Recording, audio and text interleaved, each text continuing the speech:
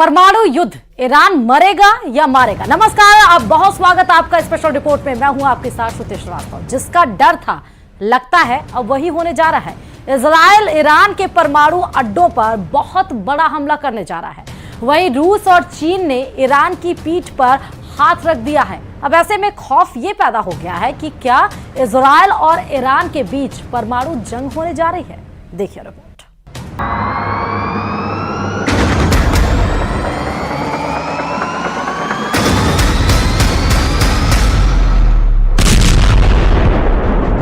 परमाणु युद्ध, ईरान मरेगा या फिर मारेगा।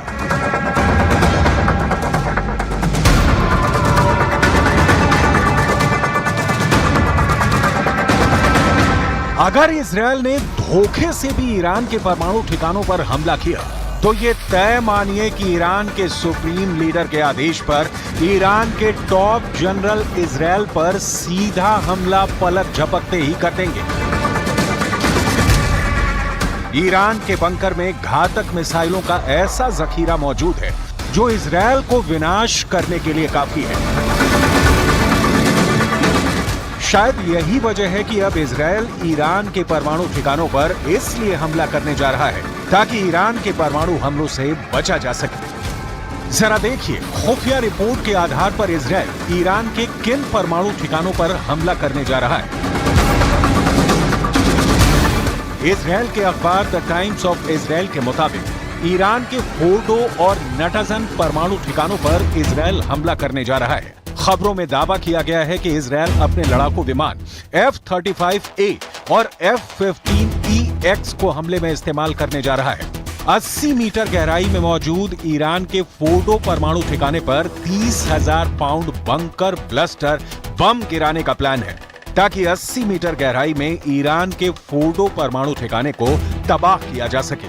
दावा किया जा रहा है कि 1200 किलोमीटर दूर मौजूद फोर्डो परमाणु ठिकाने को अगर इजराइल के F-35A और F-15EX लड़ाकू विमान तबाह कर देते हैं तो ये ईरान के लिए बहुत बड़ा नुकसान साबित होगा। ऐसा नहीं है कि इजराइल के हमले का दावा खोखला है, क्योंकि इस वक्त इजराइल के फाइटर जेट ईरान के परमाणु ठिकानों पर जबरदस्त हमला करने की प्रैक्टिस कर रहे हैं।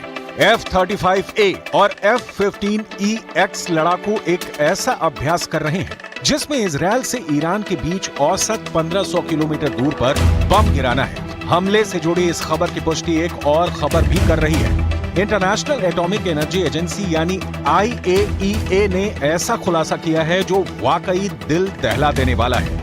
IAEA के चीफ राफेल ग्रॉसी ने मीडिया को बताया कि ईरान के परमाणु ठिकानों पर इजराइल के हमले का खतरा बढ़ चुका है, जिसकी वजह से ईरान ने अपने कई परमाणु ठिकानों को बंद कर दिया है।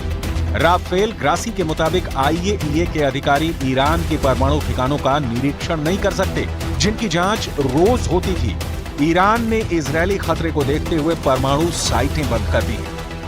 What I can tell you is that our inspectors in Iran were informed by the Iranian government that on the yesterday all the nuclear facilities that we are inspecting every day would remain closed on security considerations. परमाणु युद्ध, Iran मरेगा या फिर मारेगा। Iran ने भी कच्ची गोलियां नहीं खेली है। ईरान को भी कहीं ना कहीं रूस से जबरदस्त मदद मिल रही है। इस वक्त ईरान दुनिया में आत्मघाती ड्रोन बनाने में काफी आगे निकल चुका है। उसके पास हजारों की तादाद में बैलिस्टिक, क्रूज और हाइपरसोनिक मिसाइलें हैं, जिसमें से कई परमाणु बम से बहुत कम वक्त में लैस हो सकती हैं। इसी वजह से दावा किया जा रहा है कि ईरान के परमाणु फैसिलिटी पर हमला करना इजराइल के लिए इराक और सीरिया की तरह आसान नहीं होने वाला है। सबसे पहली बात, ईरानी परमाणु फैसिलिटी बिखरी हुई है और उनमें से कई पहाड़ियों में स्थित है। दूसरी बात यह कि इजराइल से ईरान के परमाणु स्थलों तक सीधी उड़ान के लिए भी हवा में ईंधन भरने या ईंधन भरने के लिए लैंड करने की आवश्यकता होगी। ईरान और इजराइल के बीच जॉर्डन, ईराक और सऊदी अरब स्थित है, जिनमें से कोई भी इजरायली लड़ाकू विमान को ना तो लैंडिंग की इजाजत देंगे और ना ही अपने आसमान से उड़ान भरने की मंजूरी देगा। तीसरा यह है कि इजरायल से ईरान के बीच की दूरी 1800 किलोमीटर है, जहां पर इजरायली वायुसेना के लड़ाकू विमानों के लिए परमाणु ठिकानों पर हमला करना जरा भी आसान नहीं होगा। اما چنانچه رژیم اسرائیل دست از پا خطا بکنه این بار پاسخ ایران همونطوری که نیروهای مسلح اعلام کردن حداقل نخواهد بود بلکه فوری و شدید خواهد. इधर इजरायल के PM Benjamin Netanyahu fighter jet F-15 base का दौरा कर चुके हैं। नेतन्याहू भले ही ईरान को तबाही की धमकियां दे, लेकिन जो हालात इस वक्त चल रहे हैं वो बेहद खतरनाक है। जरा देखिए ईरान क्यों कह रहा है। अभी तो ट्रेलर देखा है, युद्ध तो होना अभी बाकी है। ईरान को अपनी मिसाइल और ड्रोन ताकत पर जबरदस्त भरोसा है और इसलिए वो अमेरिका से कह रहा है कि हमारे और इजरायल के बीच चल रही जंग से दूर हो जा। जरा देखिए कैसी है ईरान की हवाई हमले की ताकत। ईरान के पास 9 ऐसी बैलिस्टिक मिसाइल्स हैं जो हजारों किलोमीटर दूर इजरायल पर हमला बोल सकती हैं। इन मिसाइल में अगर सबसे खतरनाक मिसाइल की बात की जाए तो वो है सेजिन। ये मिसाइल 17,000 किलोमीटर प्रति घंटे की तेजी से 2500 किलोमीटर दूर हमला कर सकती है।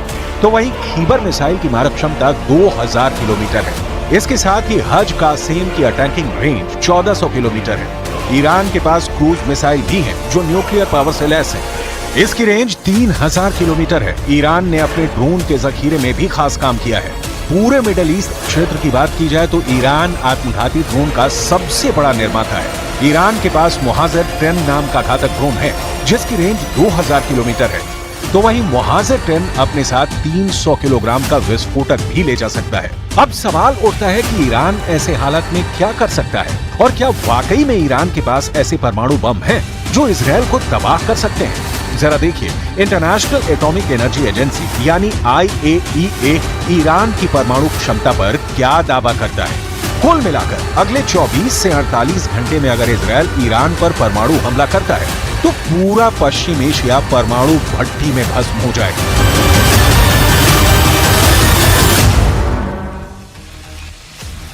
और अब स्पेशल रिपोर्ट में बात करेंगे ईरान और इजरायल का तनाव महायुद्ध की ओर बढ़ रहा है। युद्ध के खतरे के बीच दुनिया 2 कैंप में बंट गई है। ईरान बड़े हमले के डर से इस्लामिक देशों से समर्थन मांग रहा है और इस बीच ईरान इजरायल वॉर में पाकिस्तान की एंट्री भी हो गई है। ईरान के राष्ट्रपति पाकिस्तान का दौरा करने वाले हैं। ऐसे में कयास ये लगाए जा रहे हैं कि क्या ईरान पाकिस्तान से एटम बम वाला कोई वादा चाहता है। देखिए रिपोर्ट।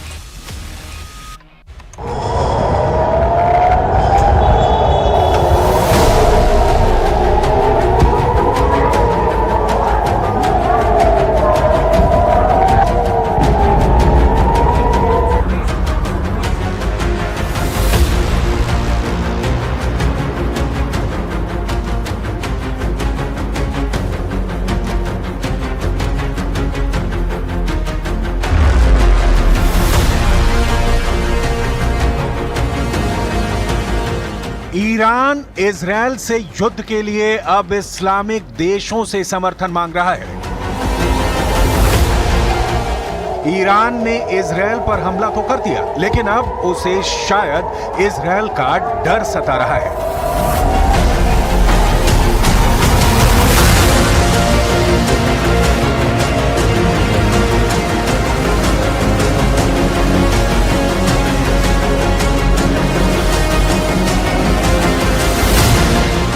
खबर है कि ईरान के राष्ट्रपति के पाकिस्तान जाने की तारीख मुकर्रर हो चुकी है और वो तारीख है 22 अप्रैल। ये खबर सुनकर ही पाकिस्तानी हुक्मरान गदगद हैं। उन्हें लग रहा है कि पाकिस्तान के कटोरे में रहम की कुछ भीख आने वाली है। सवाल है कि अब ईरान पर इजरायल के बड़े जवाबी हमले के खतरे को देखते हुए इब्राहिम रईसी अचानक देश छोड़कर बाहर क्यों जाएंगे, वो भी पाकिस्तान। ईरान के राष्ट्रपति के इस दौरे का agenda Iran Pakistan gas pipeline और फ्री ट्रेड एग्रीमेंट बताया जा रहा है, लेकिन सूत्र बताते हैं कि असली राज कुछ और है। पहला सवाल ये कि 2009 से लटके पाइपलाइन प्रोजेक्ट पर ईरान अचानक इतना एक्टिव क्यों हो गया। दूसरा सवाल यह है कि दोनों ही देशों के इजरायल से राजनयिक संबंध नहीं है और पाकिस्तान एक परमाणु शक्ति है, उसके पास एटम बम है। क्या ईरान पाकिस्तान से एटम बम वाला कोई वादा चाहता है?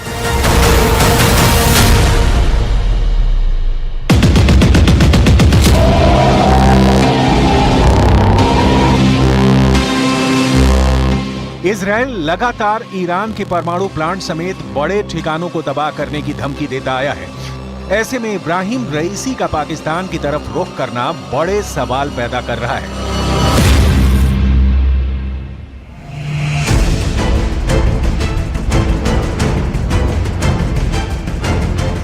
यह पहली बार होगा कि ईरान के राष्ट्रपति जनवरी में पाकिस्तान पर की गई सर्जिकल स्ट्राइक के बाद इस्लामाबाद में उतरेंगे।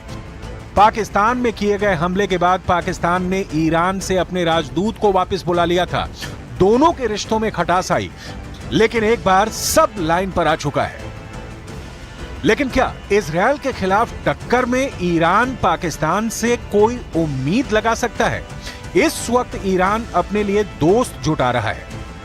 इसलिए देखिए कौन है इजरायल के कैंप में और कौन है ईरान के कैंप में।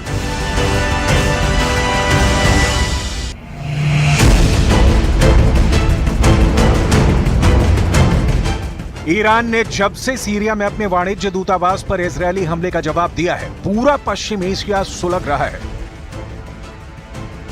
गाजा की आग भी लगातार जल रही है। लेकिन अब पूरी दुनिया का फोकस ईरान और इजरायल है। इजरायल पर 300 से ज्यादा मिसाइल और ड्रोन के हमले के बाद ईरान को भी यकीन है कि इजरायल हमला जरूर करेगा।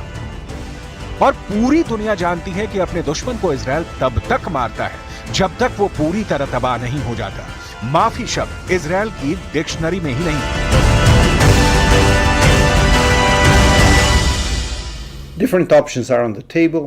They've been presented to the war cabinet. They've been discussed, and as I've said, the moment the retaliation will come, it will be quite clear to the Iranians and the rest of the world that Israel will continue defending itself whenever necessary from whatever aggressor will be facing. Iran को उम्मीद है कि पश्चिम Asia के Islamic मुल्क कम से कम Israel के खिलाफ खड़े होंगे और इस युद्ध में उसका साथ देंगे। लेकिन ईरान के प्लान में पलीता लगाने का काम किया जॉर्डन ने। जब इजरायल पर ईरान मिसाइल और ड्रोनों के जरिए हमला कर रहा था, उस वक्त सिर्फ इजरायली नहीं, जॉर्डन के हथियार भी ईरान की मिसाइलों और ड्रोन को धुआं कर रहे थे। जॉर्डन ने ईरानी ड्रोन और मिसाइलों को खत्म करने के लिए अपने फाइटर जेट उतार दिए। जॉर्डन की तरफ से जारी बयान में कहा गया, अपने नागरिकों की सुरक्षा सुनिश्चित करने के लिए अपने हवाई क्षेत्र में उड़ने वाली वस्तुओं को रोका गया। कुछ टुकड़े कई स्थानों पर गिरे, लेकिन कोई खास नुकसान नहीं हुआ। किसी नागरिक को चोट नहीं आई है।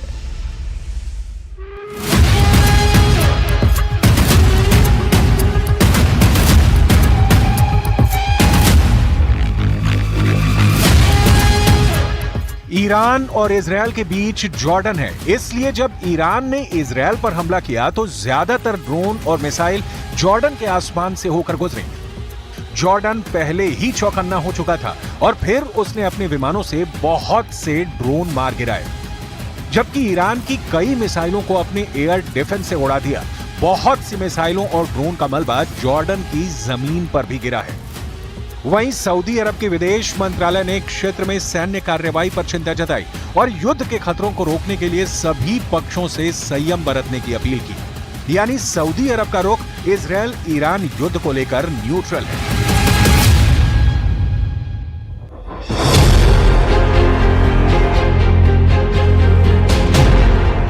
अमेरिका पर इस वक्त सबकी नजर है और अमेरिका पूरे पश्चिम एशिया के हालात पर नजर बनाए हुए है।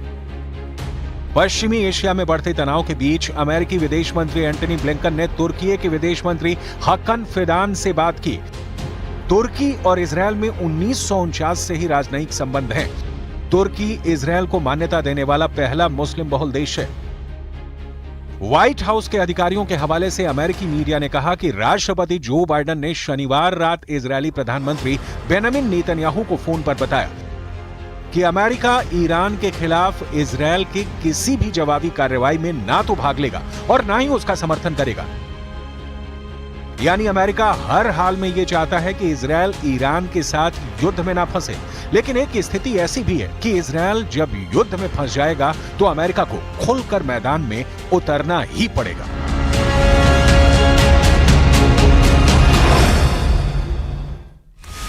स्पेशल रिपोर्ट में अभी आपको और दिखाएंगे, लेकिन रुकते हैं छोटे से ब्रेक के लिए। देखते रहिए न्यूज़ 18।